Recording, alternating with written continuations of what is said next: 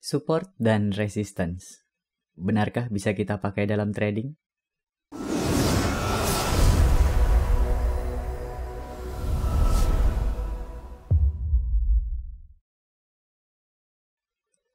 Halo teman-teman, berjumpa lagi dengan Trader Baik Hati. Kali ini ceritanya adalah tentang support dan resistance. Hal penting yang perlu saya sampaikan pertama kali, jika teman-teman trader forex, saran saya pribadi, jangan gunakan strategi ini. Strategi ini tidak akan bekerja dengan baik di pasar forex. Tapi, ketika kita bermain di saham Indonesia, strategi ini masih bisa dilakukan. Apakah cukup baik? Saya tidak akan bilang baik atau tidak, tapi silakan teman-teman coba lakukan backtest dan coba kombinasikan dengan indikator lainnya. Siapa tahu cocok dengan strategi teman-teman. Di video ini kita akan bercerita beberapa hal. Pertama, backtest. Saya akan bercerita apa itu backtest, tapi hanya sekedar overview. Kemudian saya akan bercerita tentang support dan resistance yang digunakan pada umumnya. Mayoritas trader menggunakan ini. Dan last but not least, saya akan bercerita bagaimana menggunakan support dan resistance dengan setup yang sedikit berbeda. Kenapa harus berbeda dengan yang umum dipakai? Ketika kita trading, kita harus menjauh dari mainstream. Kita harus berbeda dengan trader pada umumnya. Kita harus menjadi orang yang tidak umum dan usahakan untuk tidak terlihat.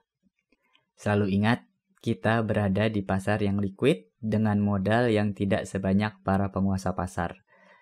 Ketika kita menjadi orang yang umum, maka kita juga akan menjadi orang yang memakan umpan mereka.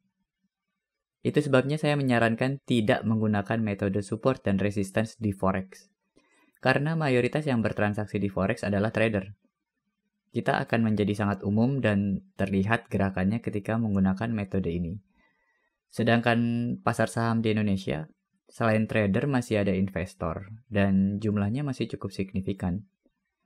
Metode ini masih bisa teman-teman coba di pasar ini. Oke, mari kita mulai ceritanya. Backtest. Backtest adalah menguji strategi kita dengan data masa lalu. Tapi backtest yang baik kita lakukan dengan cara mensimulasikan sereal mungkin. Bukan sekedar menggambar dari grafik yang sudah banyak datanya dan kita mencoba mencoret-coret grafiknya. Bukan seperti yang biasanya saya lakukan ketika menunjukkan contoh langsung pada grafik. Apabila memungkinkan untuk teman-teman mereplay data masa lalu, sehingga seolah-olah kita sedang live trading, itu akan jauh lebih baik. Jika teman-teman tidak bisa, atau kesulitan melakukan itu, silakan teman-teman mencari cara teman-teman sendiri. Bisa dengan menggeser-geser grafiknya supaya grafik berikutnya tidak terlihat. Tapi poin yang pentingnya adalah usahakan teman-teman tidak bisa melihat data yang kita simulasikan sebagai data masa depan. Buatlah data setelah start point kita menjadi blank. Kita tidak bisa melihat itu. Ada beberapa tools yang bisa teman-teman gunakan. Ada TradingView, ada MetaStock, MetaTrader. MetaTrader umum digunakan para trader forex, tapi kita bisa melakukan sedikit modifikasi agar kita bisa gunakan untuk melakukan backtest saham di Indonesia. Karena defaultnya MetaTrader itu tidak menyediakan data saham Indonesia. Detail bagaimana melakukan backtest dan cara menggunakan masing-masing tools tersebut akan saya share di video lain tentang backtest. Kita lanjut ke generic support resistance, yang paling umum dipakai para trader. Ketika teman-teman melakukan pencarian tentang support dan resistance, pasti gambar sejenis ini yang akan teman-teman temukan. Tapi, ini hanya gambar ilustrasi. Kenyataannya tidak seindah dan semulus itu. Kita coba lihat di grafik real. Saya akan mencoba menggambarkan support dan resistance di dalam grafik dan kali ini saya menggunakan TradingView karena di contoh sebelumnya saya menggunakan RTI dan RTI saat ini sudah tidak lagi gratis seperti dulu. Ketika teman-teman ingin membuat garis support dan resistance, Yang harus teman-teman lakukan adalah zoom out grafiknya, sehingga teman-teman bisa melihat gerakan harga tanpa memperhatikan secara detail. Kemudian teman-teman harus dengan cepat menemukan swing high dan swing low yang dominan, atau puncak dan lembah. Artinya dominan adalah teman-teman bisa menemukannya dengan cepat dengan sekali melihat. Ketika teman-teman berpikir, ini dominan tidak ya, itu artinya tidak dominan. Saya coba peragakan ya. Menurut saya pribadi kita akan menandai 1, 2, 3, 4, 5. Nah, setelah kita menandai, kita baru mulai membuat horizontal line. Kita tidak perlu detail dulu. Begitu garisnya sudah cukup kita buat, baru kita adjust lebih detail. Oke, kita mulai adjust.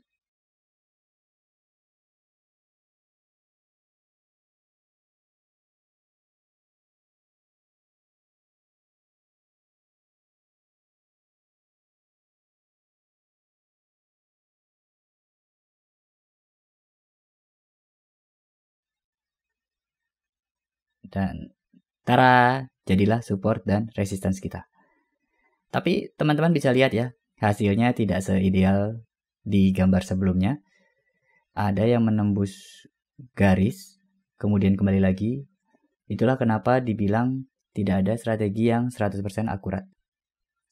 Fungsi garis-garis ini adalah ketika garisnya berada di bawah harga saat ini, maka garis tersebut dinamakan support. Fungsi support adalah menjadi patokan harga terendah kita. Tapi ketika garisnya berada di atas harga saat ini dinamakan resistance. Fungsinya adalah menjadi patokan harga tertinggi. Dan ketika harga menembus garis dari atas ke bawah, maka artinya garis yang awalnya menjadi support kita itu akan menjadi resistance. Begitu juga sebaliknya, ketika menembus dari bawah ke atas, yang awalnya menjadi resistance akan menjadi support kita. Bagaimana cara menggunakannya? Biasanya orang akan menjadikan support atau sedikit di bawahnya sebagai patokan cut loss. Sebagai titik di mana kita akan melakukan cut loss. Coba sedikit saya ilustrasikan, kita kembali ke slide. Misalkan kita sudah punya garis support. Kita sedang memperhatikan saham ini dan saat ini gerakannya adalah turun atau downtrend. Sampai satu titik yang mendekati support, kemudian saham tersebut mulai naik. Di dalam trading kita mengenal istilah rebound atau mantul, yaitu ketika grafiknya mulai naik sedikit setelah downtrend. Kita memprediksi gerakan ini adalah rebound dari saham ini. Jadi kita membeli sahamnya misalnya. Kemudian setelah kita membeli, ternyata sahamnya berlawanan dari prediksi kita, justru turun. Nah, biasanya trader akan melakukan cut loss ketika harganya sudah menyentuh garis support. Atau ada juga yang menetapkan titik cut loss-nya sedikit di bawah garis support. Karena menganggap kalau baru menyentuh garis support bisa jadi ada rebound susulan. Cut loss ini menjadi titik di mana ketika harganya sudah menyentuh nilai tersebut, kita akan menyatakan bahwa prediksi kita salah. Kita akan menjual rugi saham tersebut sebelum rugi lebih dalam lagi. Garis support ini membantu para trader untuk menentukan di mana nilai wajar untuk membeli dan di mana nilai yang tepat untuk menyatakan prediksi kita salah. Bagaimana dengan resistance? Bagaimana kita memanfaatkan resistance? Ketika menggunakan breakout strategi, kita akan membeli saham kita ketika sudah menembus garis resistance. Kita menganggap hal tersebut sebagai indikasi bahwa akan terbentuknya tren baru, karena harga sudah melewati nilai tertinggi atau puncak sebelumnya. Strategi lainnya, misalkan kita sudah memiliki sahamnya. Resistance bisa kita manfaatkan sebagai acuan take profit kita. Ini adalah saatnya kita menjual saham. Atau ada juga yang tidak langsung menjualnya. Kita biarkan harganya menembus resistance dulu. Kemudian resistance tersebut akan menjadi support kita. Dan kita akan menjualnya ketika sudah menembus garis support yang sebelumnya adalah resistance itu tadi. Karena resistance bisa ada beberapa, dan kita menetapkan acuan baru atau support baru setiap menembus resistance. Misalkan kita sudah melewati resistance sebelumnya. Jadi strategi ini tuh disebut sebagai trailing stop. Trailing stop exit strategi. Karena seperti melakukan cut loss, tapi dalam kondisi untung. Dan nilai cut loss-nya selalu kita modifikasi mengikuti garis support yang baru yang sebelumnya adalah garis resistance tadi. Seperti itu support dan resistance yang umum digunakan para trader, tapi jangan lupa realnya gerakan harga tidak semulus itu. Nah, karena tidak mulus itulah, saya coba menceritakan metode lain yang mirip dengan ini. Modified, support, dan resistance. Di strategi ini kita menggambarkan support dan resistance bukan sebagai garis atau sebuah nilai, tetapi sebagai sebuah area atau range harga. Support area kita artikan sebagai buy area. Area di mana para trader menganggap harga tersebut adalah harga wajar saham untuk dibeli.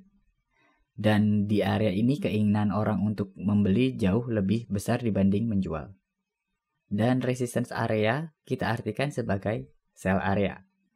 Area di mana para trader akan menganggap harga tersebut sudah cukup tinggi untuk menjual sahamnya. Di area sell ini, kita menganggap bahwa trader yang berkeinginan membeli sudah tidak cukup banyak lagi. Dan yang dominan adalah trader yang ingin menjual sahamnya. Kenapa kita harus menganggapnya sebagai sebuah range atau area? Karena trader itu ada beberapa macam. Ada yang sensitif dengan harga atau istilah mudahnya pelit, yang tidak akan membeli saham tersebut meskipun selisih harganya hanya 1% lebih tinggi dari target harga wajarnya dia. Ada juga yang tidak terlalu sensitif harga, yang selalu bilang, ya sudahlah selisih 1% masuk aja, toh cuma beda 1%. Nah, selain trader dengan tipe yang berbeda tersebut, kita juga harus akui cara orang membuat garis support dan resistance, seperti contoh tadi sebelumnya, itu berbeda-beda. Ada yang membuat garisnya persis di titik high low, ada yang membuat garis di titik open dan close. Berbeda-beda. Belum lagi, setiap trader memiliki strategi yang berbeda-beda juga. Ada yang menjalankan breakout strategi, ada yang menjalankan reversal strategi, ada price action, ada trend trader dengan berbagai macam indikator berbeda yang mereka pakai. Hal itu membuat nilai yang menjadi target buy setiap trader itu berbeda-beda. Jadi, karena persepsi orang terhadap harga wajar tidak akan bisa kita prediksi dengan presisi yang tinggi, dan tidak ada suatu prediksi yang 100% akurat, sekalian saja kita buat itu menjadi sesuatu yang tidak pasti juga. Kita hanya mempersempit ketidakpastian tersebut menjadi sebuah range atau area. Kita coba lihat di grafik real. Oke, kita coba lihat saham PTPP. Nah, ketika kita mau membuat buy dan sell area, kita tidak perlu terlalu melakukan zoom out, secukupnya saja sampai kita bisa melihat sebuah downtrend. Saya akan coba cari misalkan di daerah sini. Kita mencari dua buah swing low atau jurang yang range-nya tidak terlalu besar. Atau kita bisa lihat sebagai area sideway, yang artinya kemiringan downtrend-nya mulai berkurang. Misalkan dua swing low ini. Kita coba buat sebuah area di sini yang menandakan area buy. Kita berharap harganya akan kembali ke area ini. Nah, ketika kembali kita buy.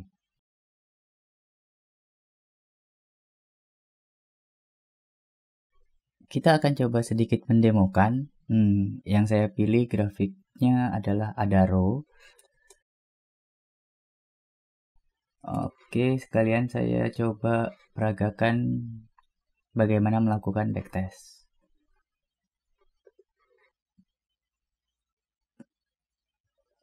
Kita mulai datanya dari 2019, awal 2019, 2 Januari. Ini saya pilih acak ya. Oke, kita mulai, kemudian di posisi ini kita belum bisa buat area buy ya, karena terlalu sempit. Kita lihat dulu apakah masih ada swing low selanjutnya. Kita play.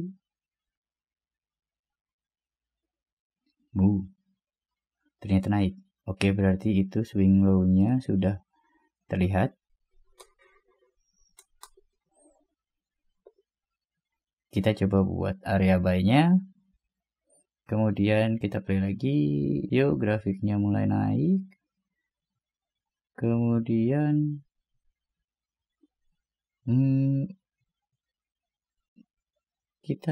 kayaknya kita sudah bisa buat sell area karena sudah ada swing high.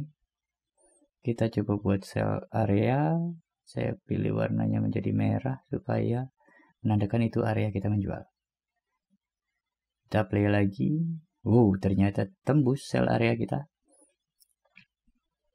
Kemudian sudah downtrend lagi. Kita coba sesuaikan sell area kita. Sinilah ya.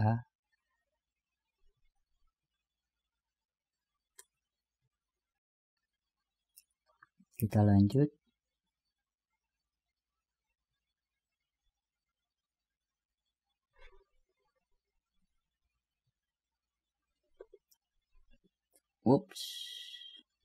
Stop. Mungkin teman-teman bisa lihat ini sudah ada swing low yang baru. Jadi kita sudah bisa menganggap area buy-nya kita perlu kita modifikasi. Menyesuaikan dengan swing low yang baru. Saya akan coba rubah ke sini.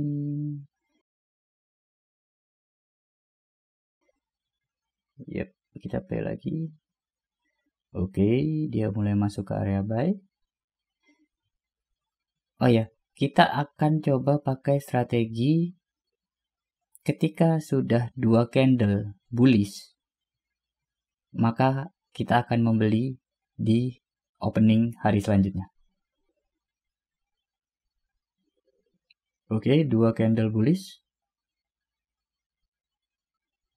Berarti kita akan membeli di hari berikutnya ya, di opening, di harga opening, selama dia di dalam area buy. Oke, kita akan beli di sini. Ayo kita lihat. Dan kita akan mulai menjual begitu memasuki area sell. Masuk gak ya? Kalau kita sudah memasang harga jual di awal, kita pasti akan dapat. Oke, kita hapus. Kita sudah tidak punya sahamnya. Kita lanjutkan lagi. Apakah akan ada transaksi berikutnya?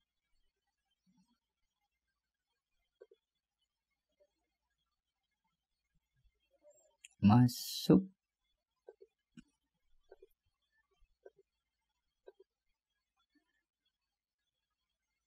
Masuk area buy lagi, tapi kemudian naik di luar ke area buy. Tapi kita sudah bisa memodifikasi area buy-nya kita karena sudah ada swing low lagi yang baru. Oke, kita taruh sini dan area sell-nya juga perlu kita modifikasi karena sudah ada swing high yang baru. Oke, lanjut.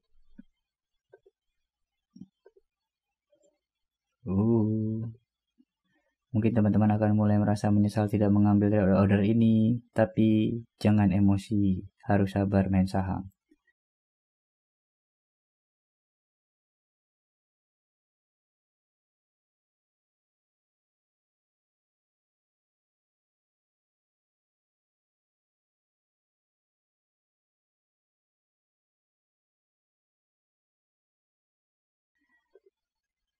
Oke, 2 bullish candle ya, tapi sudah melewati area buy-nya kita.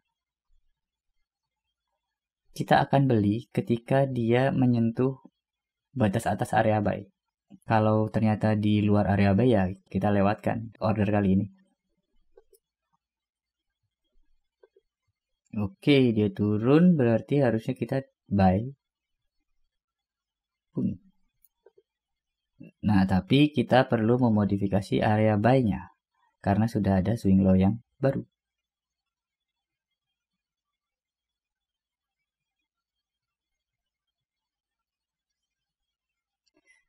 Oke. Terlalu jauh ya, kok saya nggak pede ya. Jarak antara area buy dan area sell-nya kayaknya terlalu jauh, saya nggak pede dengan order ini. Tapi kita lihat.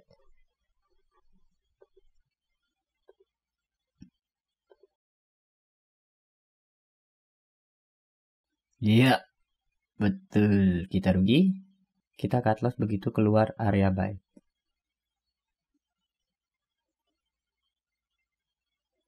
Kemudian kita sesuaikan lagi area buy-nya kita karena sudah ada swing low yang baru lagi. Begitu juga area sell-nya. Oke. Dan di sini sudah ada bullish candle satu.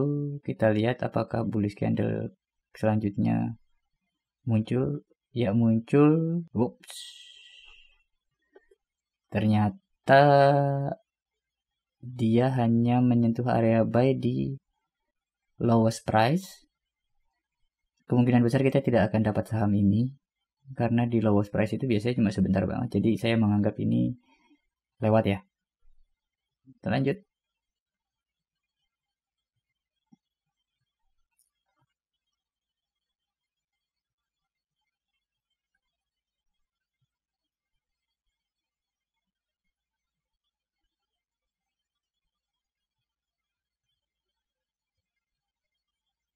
Oke, dia mulai masuk buy area lagi. Dua candle bullish tapi di luar buy area.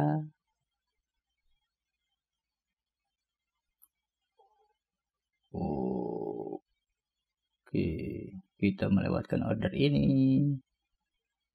Nggak apa-apa. Berharap masih kembali lagi ke buy area.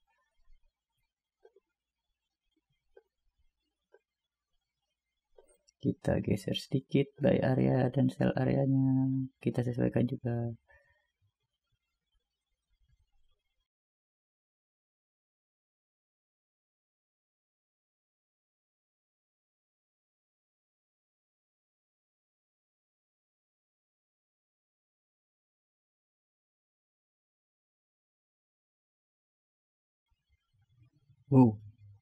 Tembus ke bawah. Oke, sudah mulai kelihatan swing low. Saya harus memodifikasi buy area.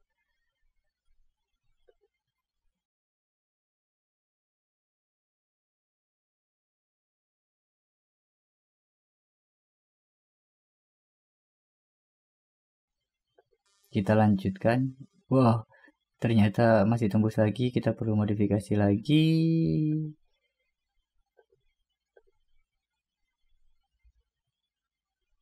Tapi ini sudah ada dua candle bullish ya. Sebetulnya kita harus order nih di harga opening di candle bullish ketiga nih. Oke, kita anggap kita order saja. Itu titik buy kita. Kita lihat. Kita coba sell dengan cara yang berbeda ya. Take profitnya cara yang berbeda. Kita coba dengan trailing stop. Dengan trailing stop kita akan menjualnya ketika harganya memotong dari atas ke bawah sell area. Oke, sahamnya naik. Iya, masuk sell area dan nembus. Kita diamkan dulu. Kita panjangkan dulu sedikit sell areanya supaya agak jelas. Oh, kita juga perlu modifikasi ininya ya. Bawahnya. Oke, lanjut. Oh, kita perlu modifikasi sell areanya nih karena sudah ada swing high baru. Tapi cut loss kita nggak boleh berubah. Kita tandai saja dengan horizontal line. Oke, sell area yang baru di sini.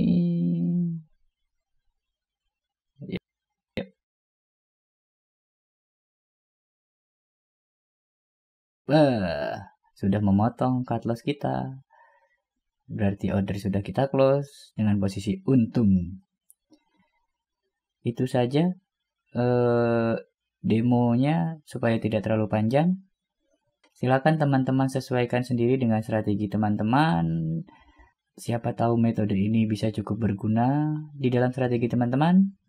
Selamat mencoba. Good luck. Happy trading.